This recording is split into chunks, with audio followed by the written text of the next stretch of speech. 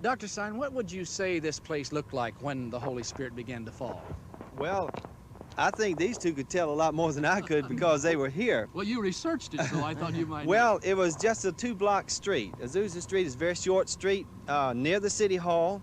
It was in the downtown area. And Elder William J. Seymour had come from Texas to hold a revival here in a Nazarene church. But he preached a new experience, the baptism with the Holy Spirit, accompanied by speaking with other tongues. And a revival broke out in the Asbury home on Bonnie Bray Street. People received this experience and crowds filled the streets. And then they came to find a church building, and they found this old abandoned Methodist church building that had been used as a warehouse, a storage place, and I think a stable at one time too. And they found it was empty. It had no stained glass windows, no pews. They just had rough-hewn benches. But here, a worldwide revival began, and people came from all over the world to this spot to find out what they had. Could you tell us what the main experience was that attracted the people, Maddie? Well, I think first it was because they came and they began to speak in tongues, and people heard them speak in their own language.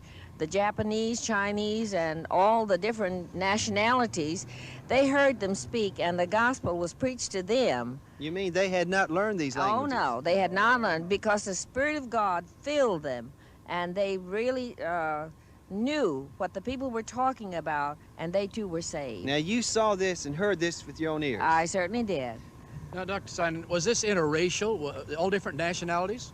The great thing, I believe, from studying the history of it was that people from all races and nations and tribes came here. Los Angeles was a melting pot city. Right. Yeah. The pastor was a black man, Yes. and mostly blacks to start with, but soon Mexicans and Russians and Chinese and Japanese. Just like today. Just like Yes, today. yes. From all over the world came, and there was no distinction on race, was there? No, nobody.